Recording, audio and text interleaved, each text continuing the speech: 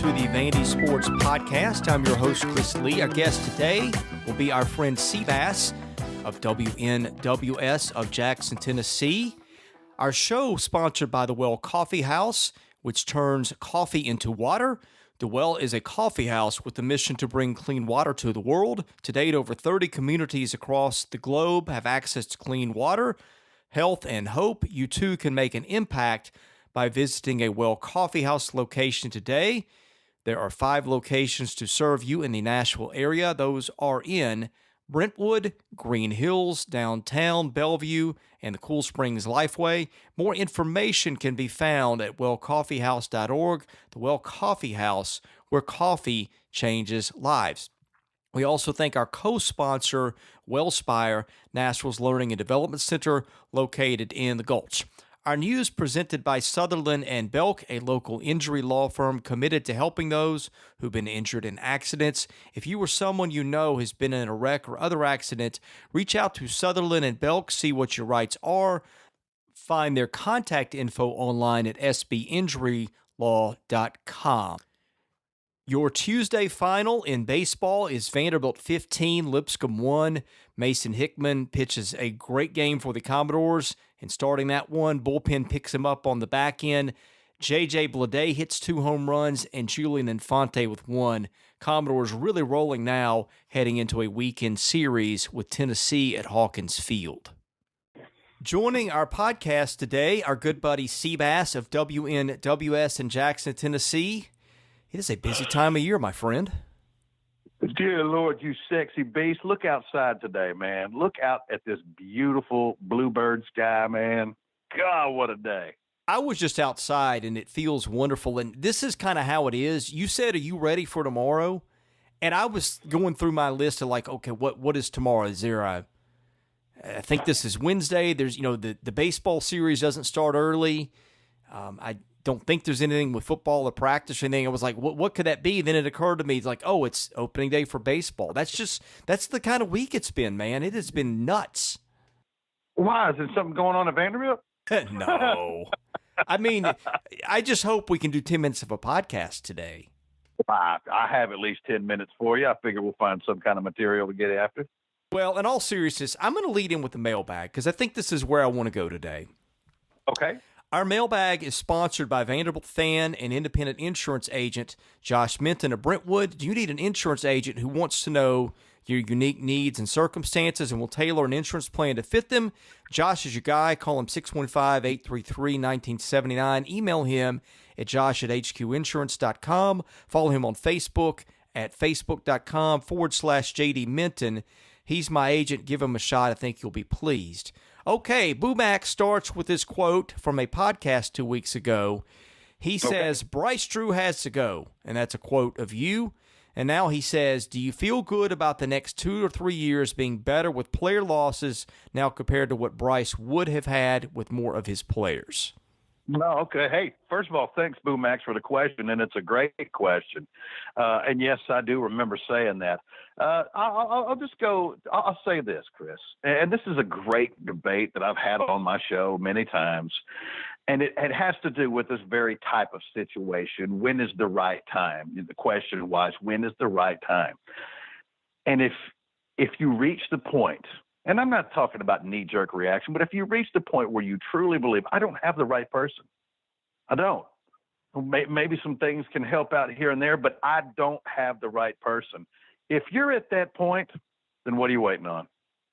And if you believe that you reached that point, which I did, and I still do, this is not a personal thing in the world against Bryce. I'd probably be Bryce Drew's best friend, away from this.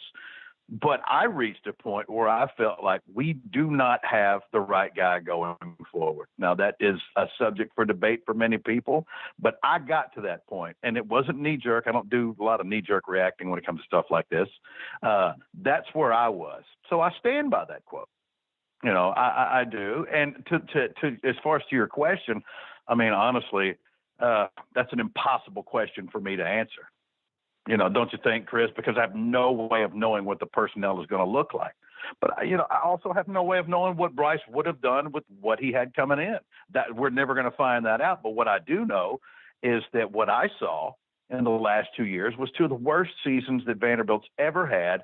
Fan base that wasn't showing up to games anymore. When they do, they were booing and leaving early.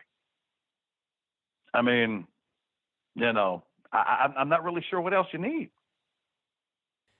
They are getting destroyed in the national media right now. Have you noticed Twitter lately? I understand that. Yeah, I mean, I'm not saying that was a bad decision. I'm just saying they're taking a lot of heat for it, and I'm pretty sure I know why. Right, and I know why too. And for those things, I mean, I certainly get that. The firing itself, the decision to move on, I don't care what other people think about that. I mean, honestly, the national media can kiss my tail when it comes to that. I don't care what you think. Because you're not going to be there for us. This is about what is best for us.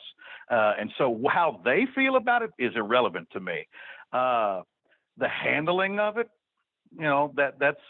that's a subject for a debate for another day, and that certainly could be one of the reasons that some of the national media feels the way that they do, and understand that part. But as far as the decision to make the move, I don't care what they think about it. That's irrelevant to me. Look. What would you have Vanderbilt do? Handling it wasn't great, but what would you have them do? How far did you have to fall? They lost, Chris, and this isn't breaking news. They were 9-3. They ended 9-23. That's on the heels of finishing 13th the year before. This team got progressively worse in the 3 years. They were at a certain level and they got worse. They should have been ascending and they weren't. That is not up for debate. That is a fact. So how the national media feels about that, screw them. I don't care. And if they're listening, yes, I said it. I don't care how you feel about it. The one thing that I do care about is if we handle these things right. And, without going into too much detail, if you want to, you can. There were things that they didn't handle correctly that, that I would have issue with, and I would certainly understand. But as in regards to us making that move, look, Vanderbilt did what they felt they had to do, and I'm okay with that. Well, I think this is a little complicated. First of all, the interesting thing is the national media was like 100% against this, and I think that's because people like the Drew family. I don't blame them. I like the Drew family too. But the local media... But they had no skin in the game. No, well, and not just that. The local media... And there's always a sense with some of them of a kind of a stay-in-your-lane Vanderbilt kind of thing, which I think is unfair. Now, there is some fair stuff I want to get to in a few minutes. But the local media was almost unanimous that it's the right thing. I mean, there have been people on the radio here calling for that for weeks. And this is the thing. We saw it up close and personal. Now, did I enjoy the fact that Bryce Drew got fired? No. As I've told you a million times, I root for good people in sports, and I like them. I hope that he did well. I cannot fault Vanderbilt for making the move. The reasons were the same ones that everybody would say. I mean, what everybody else saw, I saw too. I don't hold Vanderbilt at fault for that, but the media is just kind of dug in its heels nationally and is killing them now. But the local media has seen that differently for a long time. Right. Well, you tell me one member of the national media that knows this program better than we do.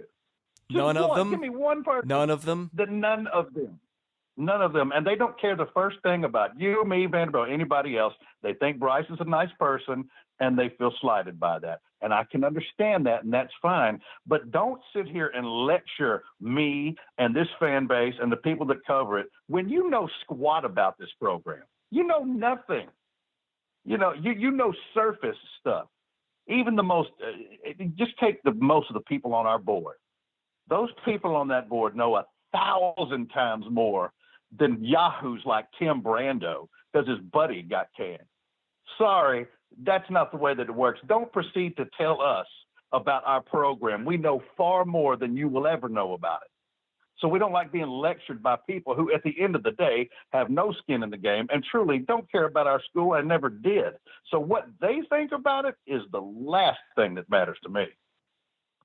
Here is the problem that I think they have, and I think I shouldn't say problem, I think it is problems. in typical Vanderbilt fashion, it did not get out ahead of this. Right. And I think the Drews have said a lot of things to a lot of people. I know what I heard, and it wasn't coming from them, but I know the undercurrent that was there. So I have a pretty good idea. And, well, I mean, it doesn't take a genius. You can see some of the stuff that was written. Where I think Vanderbilt really messed up, it should have just written Bryce a check. I think the whole trying to reassign him thing was nonsense. I think the criticism about that was fair. That was Vanderbilt trying to get around some of the buyout. I don't want to go into details, but I have heard that from the beginning. Agreed. Now, Bryce is a nice guy. This was tough on him. I think that he took it hard. I think he tried his best. It didn't work out. But if you're Vanderbilt, you got all that. Just pay the guy his money, man. He bought a house, an expensive house. He made a long-term commitment. That is one thing that they did that I think gave the media a lot of legitimate ammunition. Now, the other thing they have done, and you've heard this on the podcast for years, I have been consistent in saying they are doing nothing to help him. Now, I don't think that all of this, I think that the sources that and I've been pretty well sourced on this. I've not been at practice, so I cannot verify it, but I've had a couple people to say to me, now, I don't think that about Malcolm not going to practice and stuff is accurate. I don't know how many he went to, but that and he hasn't talked to Bryce. I think there was some license with the truth on that, on the Drew end coming out. Again, I don't know the truth, but from what I have talked to with sources and people that are fair-minded, I think Malcolm was more involved in that. And again, don't lose 20 games in a row. Whether that's true or not, Bryce left himself plenty of culpability. The problem now is I think there is enough legitimate truth with the buyout and just with the fact that if you've listened to the show for years, you know they didn't hardly put a dime into that program that I know of. Now, look, Bryce got paid plenty. Those assistants got paid very well. So they did do that. Give them credit for that. But I think they have left enough truth out there to where everybody's just taking the whole thing and running with it. And again, shame on Vanderbilt. You should have made more of a commitment to these things a long time ago, and it's not like you didn't know. That's where I'm afraid. And it's not fair to Malcolm, but he's going to have a lot of legitimate, again, some of it is not legitimate, but he's got enough legitimate damage control to do with the mess that David left him that I really wonder how much that is going to affect their ability, who they need to hire. And again, I think they need to get out in front of it and be prepared to make a lot of promises. And I think they need to put the listening tour aside. They need to go ahead and make some commitments to the next guy, write it in his contract, get out ahead of this before it becomes a deal that affects who you are allowed, who you can hire and who you can't. Hey, national media, what that guy just said right there, that's the right response. Because there were a couple things that I knew about what you were talking about. I didn't know if we were going to say or put out or anything like that. So, but what Chris just said is the correct answer, all the way around. And look, this is Malcolm's first big hill. This is his first big assignment. And look, this was never going to be easy. When you made that decision, it was going to be tough because he's a well-liked guy and all this other stuff. But I do agree. There's culpability on both sides. As you said, don't lose 20 in a row. Don't finish 13th and 14th respectively in 2 straight years. That's on Drew's side. On the other side for Vanderbilt, like Chris said, y'all, come on, guys, pay the guy his money. That's what you promised him. You need to pay the dude his money. And the other side of that coin is, and certainly that didn't help Bryce, and it's something that prospective coaches are going to be taking a look at. Guys, stop being so ridiculously cheap. The things that we're being asked for after listening to enough of these podcasts and talking to you are not insurmountable things. We're not asking you for $50 million, in renovations to Memorial, but give whoever the coach is everything that he needs to work with. Let's think about something.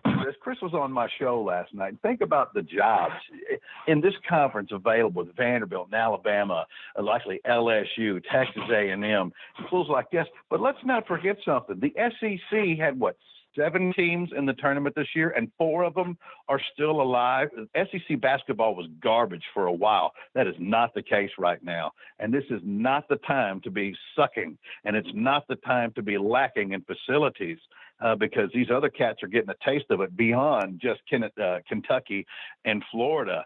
And right now, if Vanderbilt doesn't strike and get everything up to grade, how in the world are you going to compete in a basketball conference that just continues to get better each and every year? And by the way, just before we started to air this, or before we talked, I guess we'll air it a little bit later, but Nate Oates was just named the coach at Alabama. I know a lot of people thought Thad Matta might possibly be headed that direction. Yeah, that changed really quickly. I don't know what happened there, but I got a text from my buddy Blake Lovell saying, hey, heads up, Alabama just hired Nate Oates. So let me ask you this. I know we'll get to that in a minute, but is Matta in play possibly for Vanderbilt? Is that something that, or is that just not really likely? I don't know. I know this. I think that they're going to cast a wider net than people think. I just wonder how they were able to handle the perception questions. Because, again, I think that's why it matters. You can say, well, I don't care what the media thinks, and that's fine. I think a lot of it's nonsense, too. But how much does perception shape reality? And even that aside, man, look at that roster right now. They had 2 people hit the transfer portal yesterday. I'm not sure that's done. Right. I mean, this has already gone in a spiral where you think it can't get worse, but it can. And boy, and if they make a bad hire on top of this, I don't even want to think about where this could go.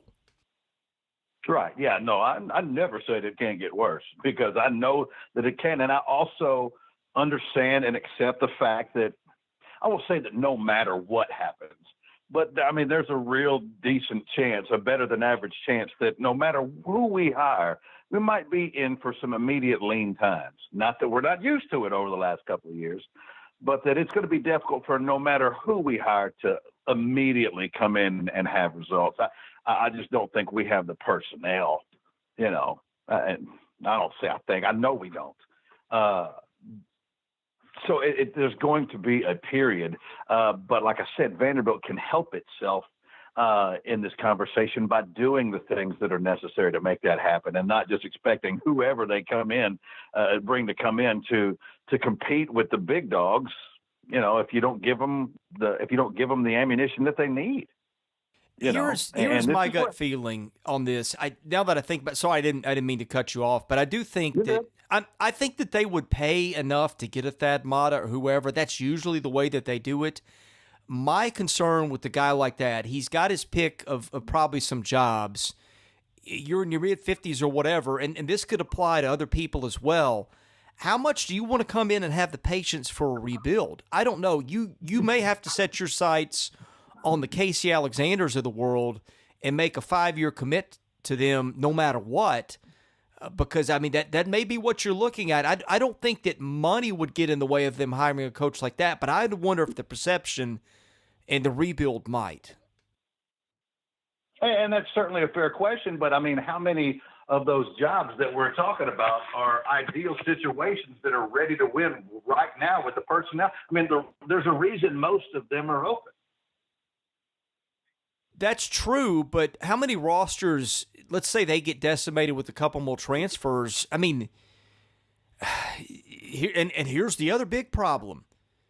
Your quick fixes of transfers, those are kind of hard to get into school right now, at least at the grad transfer level. And the prospects that are out there, they're either the ones that are going to sign with Kentucky or Kansas, or they're the guys that are off the radar that you're competing with, I don't know, MTSU or somebody like that, the mid-majors, the guys that blew up late that might be able to play at your level or might not. I'm just concerned, if I'm a coach looking at this, I'm thinking it's probably going to be year 3 before I can have a lot of success unless I can get some transfers, and that's a real problem right now. Well, and that's where Vanderbilt comes in too, though. I mean, because they hear it told that there's guys that, they could have, but can't get in. And of course we're asking Vanderbilt to do something they're, I guess, not really comfortable with doing. But, I mean, sometimes along the way, it takes a little sacrifice. Saying let people that simply don't belong in this university, but I mean, have a little bit of flexibility is all that I think we're asking. Well, and I think that is the one thing in defense of the people who didn't want Bryce Drew gone is everything else so broken that you're going to have to come up with too quick a fix that you don't have time to fix to attract the next guy.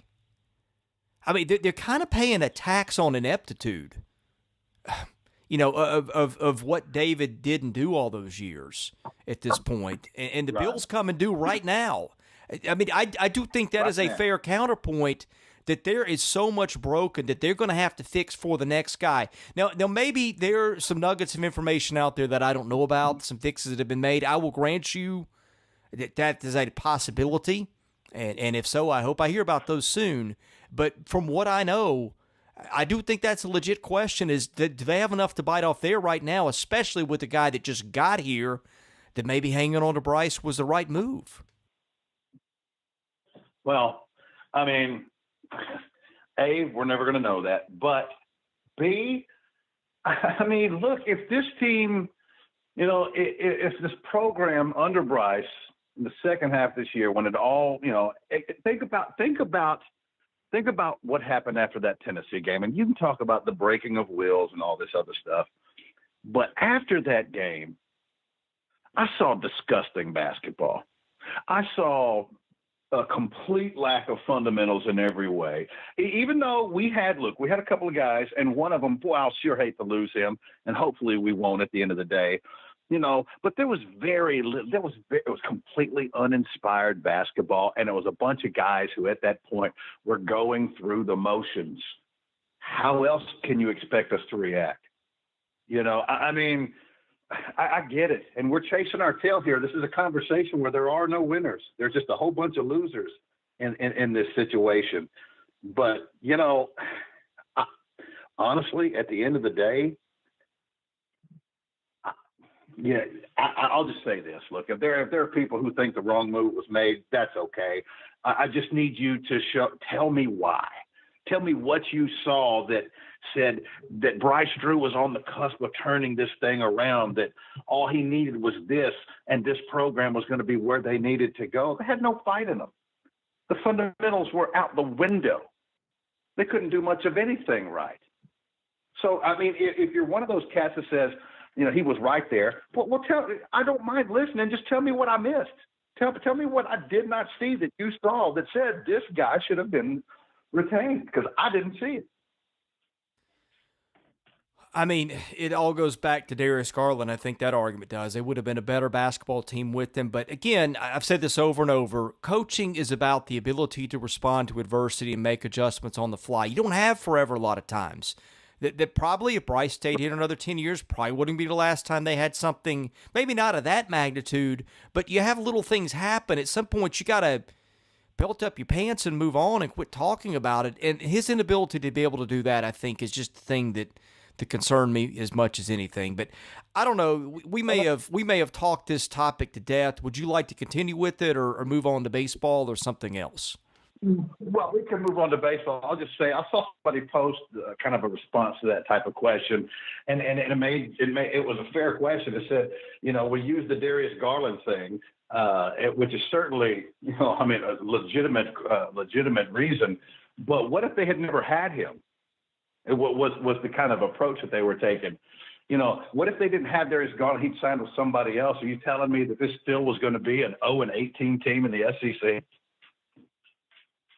Yeah, I did not see that coming. They should have – I think they should have won probably 4 games with that team. And I think if they win 4 games, we're not even coming close to having this conversation.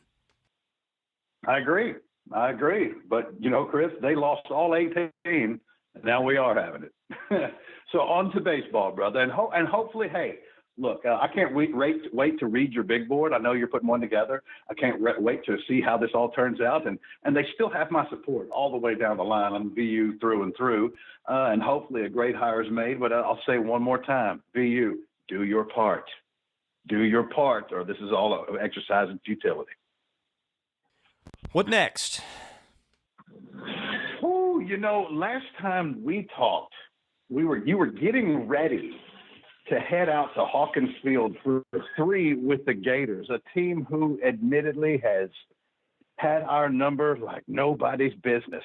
And if I would have told you, Chris, not only is Vanderbilt going to win this series, but Vanderbilt is going to outscore the Gators 34-6, get stellar pitching all 3 games, and absolutely destroy Gator pitching like it has never done before, and sweep them, of course, what would you have said?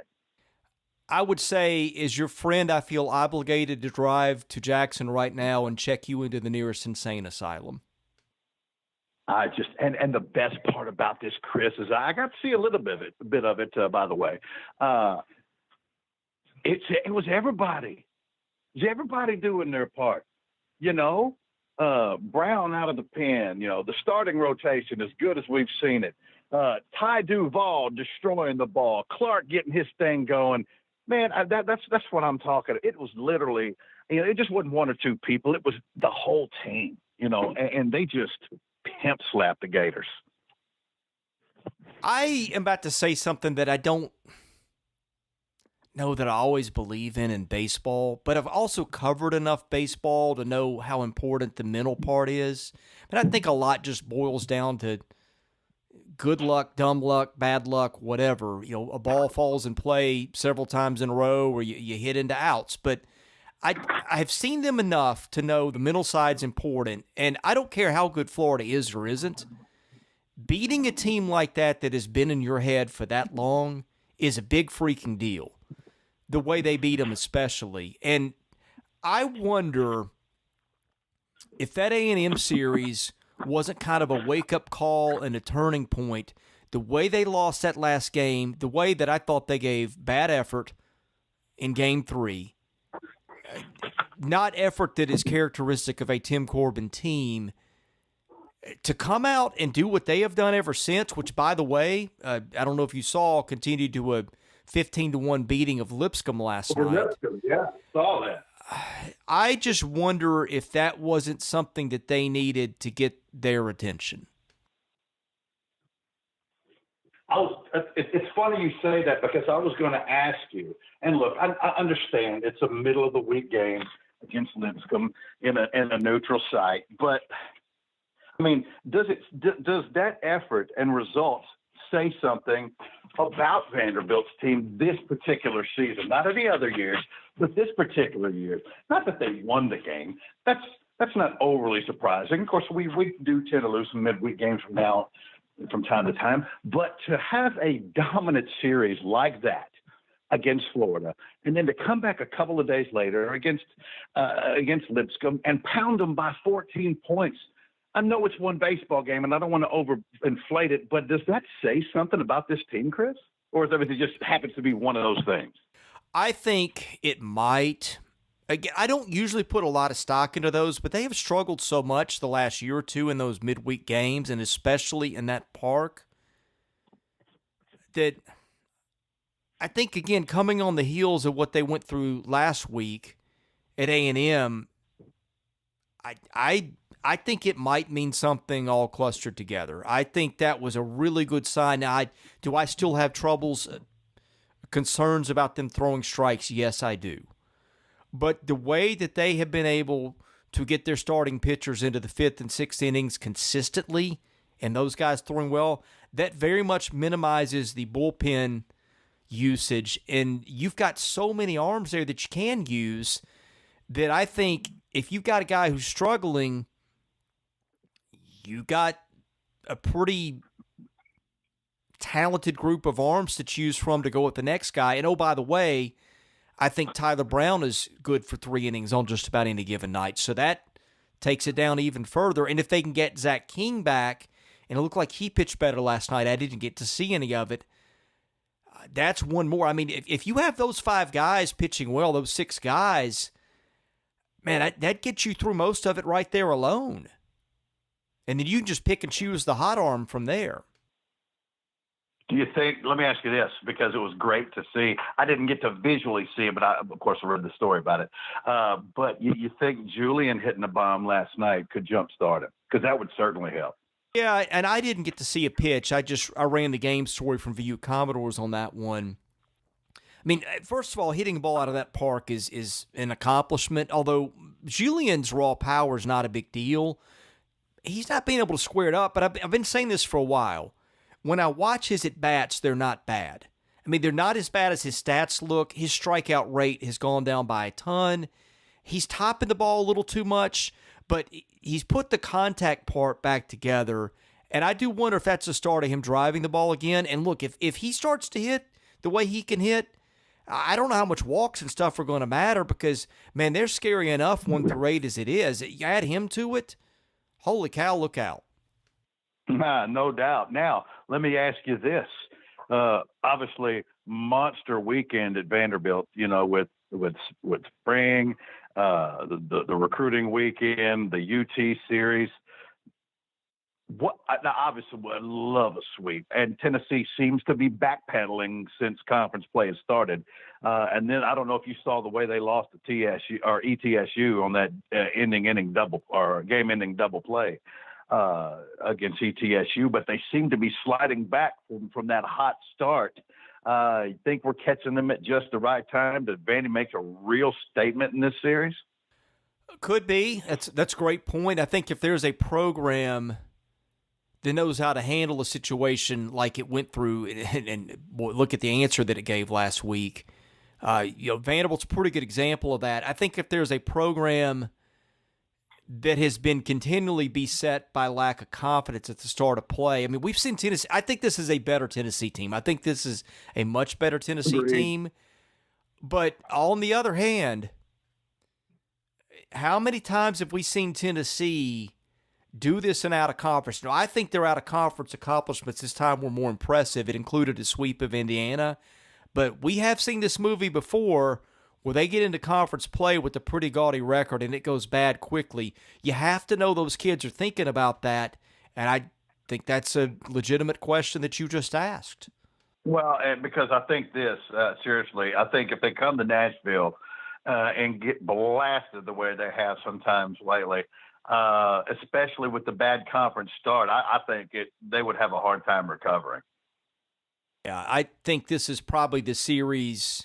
Although they tend to play better against Vanderbilt than they do against anybody else up to their capability. But I don't think this is the series that you want after Vanderbilt did that to Florida and Lipscomb, if you're Tennessee. No. Let me say this, because I saw a little bit of that A&M series.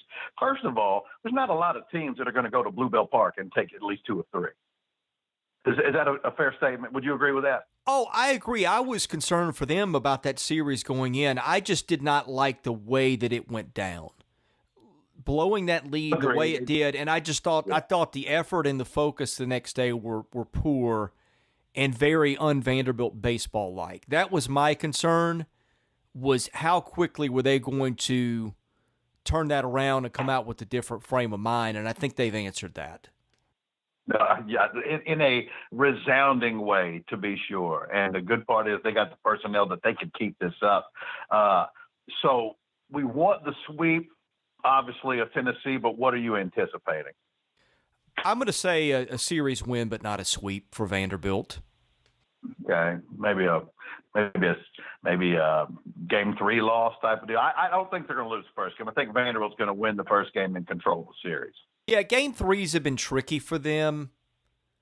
I don't know what game it'll be. I just think that I look at them, and even when Tennessee does not have a good team, more often than not, it takes a game. The years that Vanderbilt just slaughters Tennessee are those years when they had Todd Raleigh or one of those jerk coaches, and the guy before him, Delmonico, being where you just felt like the team just kind of packed it in. I didn't think Serrano's teams played that way. And I don't think that, Vitello, I think is his name. Yeah, I don't perceive that his teams play that way either. I thought that Vanderbilt got their best effort last year.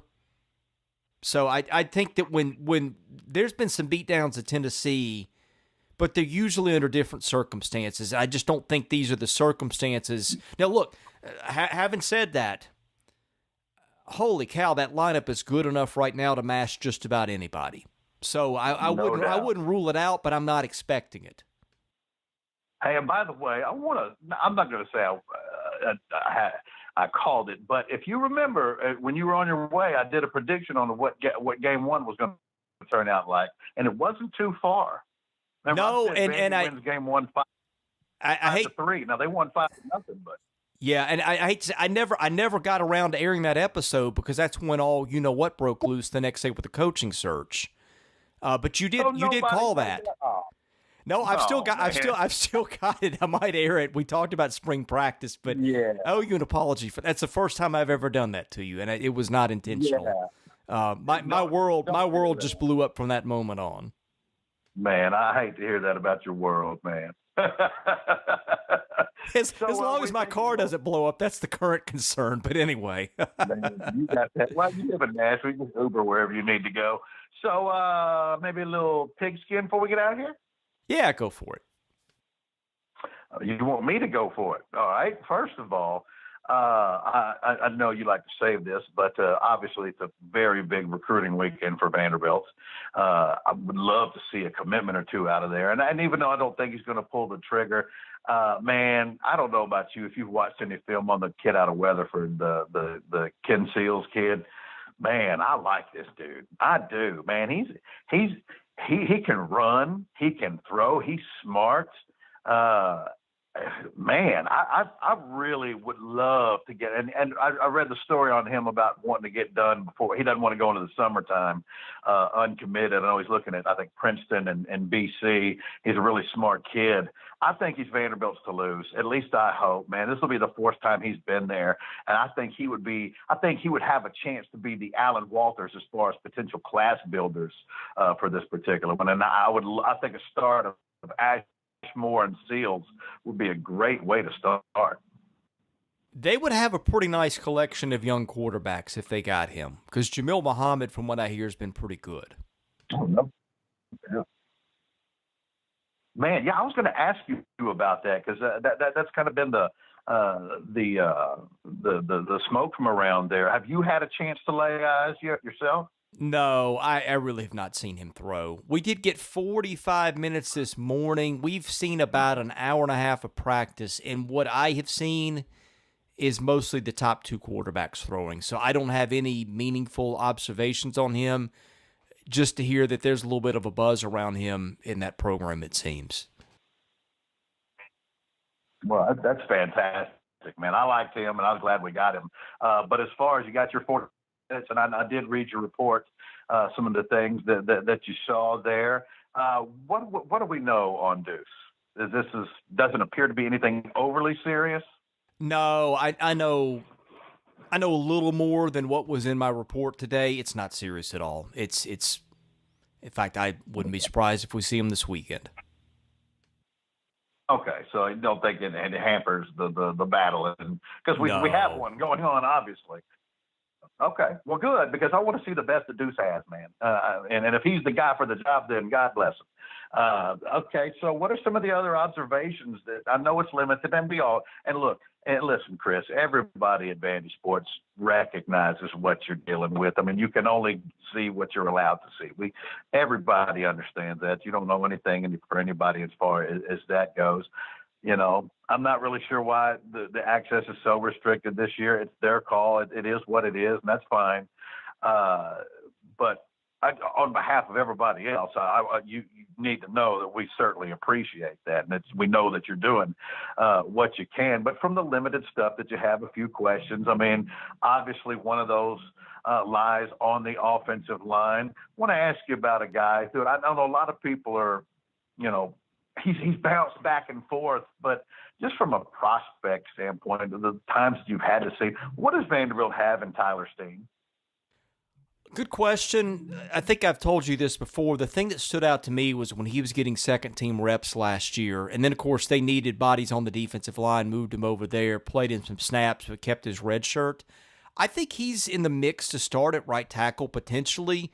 There's just a lot of unknowns right now because Devin Cochran being out, is sort of okay. They're having to go with Stewart at left tackle, and they're moving Cole Clemens to right tackle for the time being, where he played guard last year. And he played tackle in high school, and he says he can do whatever he's asked, which I believe in. But I would like to see a little bit more of what it would look like if Cochran were in there, how the pieces would fit differently other places.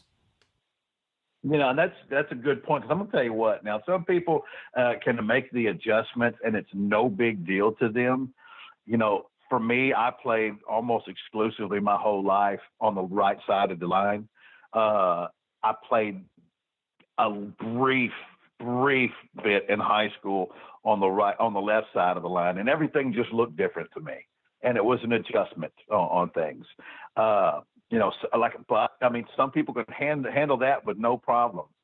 And I know that Devin played left tackle in high school, so he certainly played that position before. But he's gotten used to playing on the right side of the ball. So I sure would like to see some live reps against legit competition with him playing on the left side of the line, because I think there will be a little bit of an adjustment, not from his abilities, just from the little nuances that are different from switching to the right to the left side. Yeah, I think the line is the biggest concern, but I will tell you this. The holes have been big enough for Keyshawn Vaughn to just about go the distance every time he touches the ball. I mean, I say go the distance. They blow the plays dead, but that kid's unstoppable. Changing the subject a little bit. But Chris, I'll just tell you this, and maybe this is an over-exaggeration, but I really don't think so, Chris. I really don't, because I'm convinced he's the best running back in Vanderbilt history. I'm convinced of that. But I believe, and I don't know, maybe some others believe that, I'm not sure, I believe we have a starting NFL running back playing in our backfield right now. A guy who, if he were in the NFL right now, which he could be, depending on the situation, could be plugged in as a starting running back today for an NFL franchise. I believe that. I'm going to go a step further. I think they have a Pro Bowl running back in their backfield. I think he's that good. And I was thinking of this today. What if he runs for like 4 touchdowns on LSU or something like that early? Because I don't think that's out of the realm of possibility.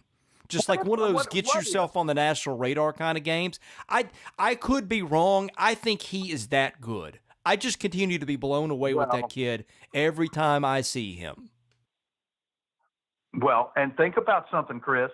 He has an excellent opportunity right out of the gate to prove that to be the case. Because remember, his first 3 games are at home against Georgia, at Purdue, and at home against LSU. He clowns in those 3 games, and I guarantee you people are going to be all over it. Well, the good news too there. Let me stop you. The good news too there, and I don't think this gets talked about. I would presume he'll be a lot healthier for that stretch of the schedule coming out of camp than he will be the rest of the year. No doubt. Absolutely no doubt. And you'll think about this for a second.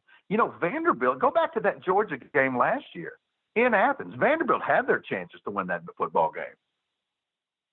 They just did. They had chances to win. Especially that first half.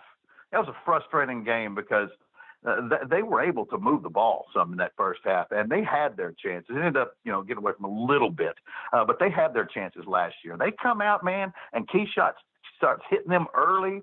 And, think about this.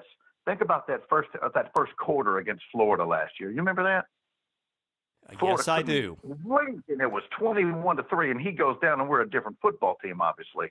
But if he clowns coming out of that box, they've got man, they have a shot.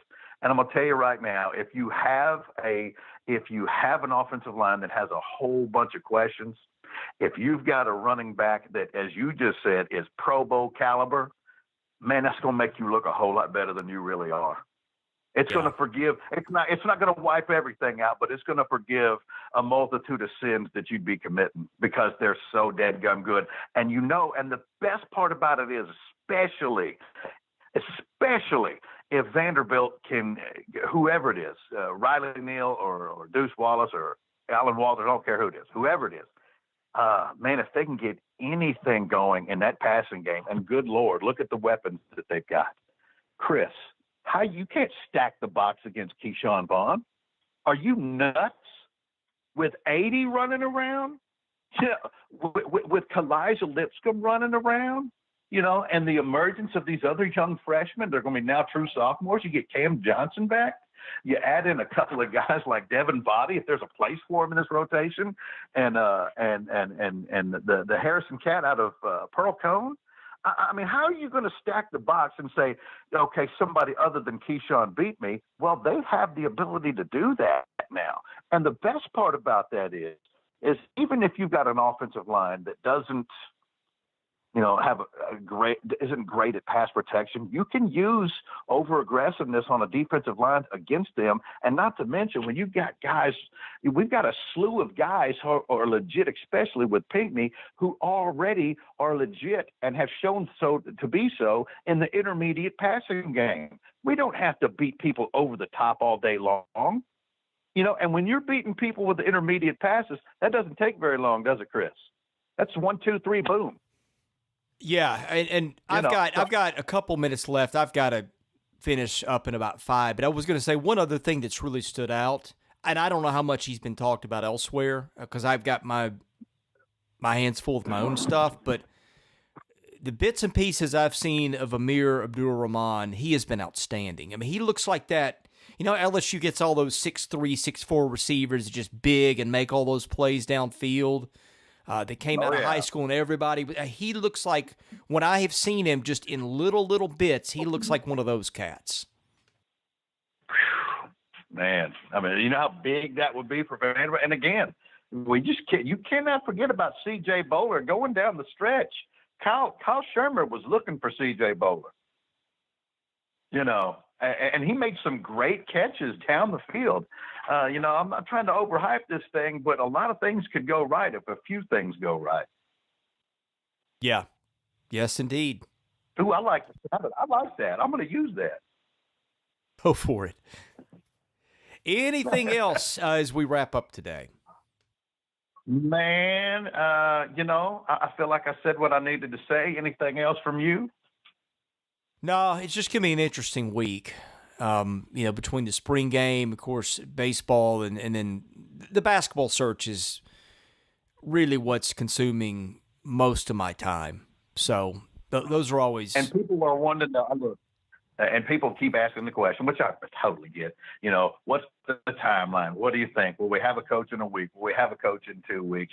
Nobody's holding. Soundbite is not sworn testimony, but just on what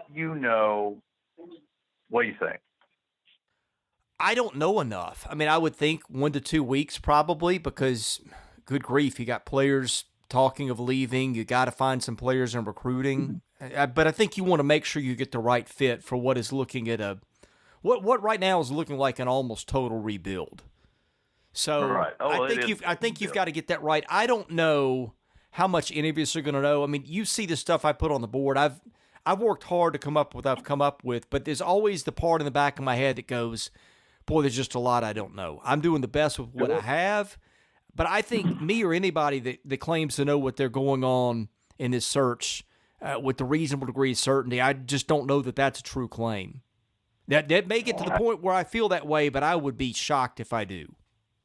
Hey, look, we would rather have legitimacy than a bunch of bull crap. You tell us what you know, and if it's not much at this point, we know that's a tight-lipped ship that they run over there, and we understand that. We're used to that by now. But I'll take that all day long over ridiculous conjecture and speculation. Yeah. Well, my friend, where can they find you on air?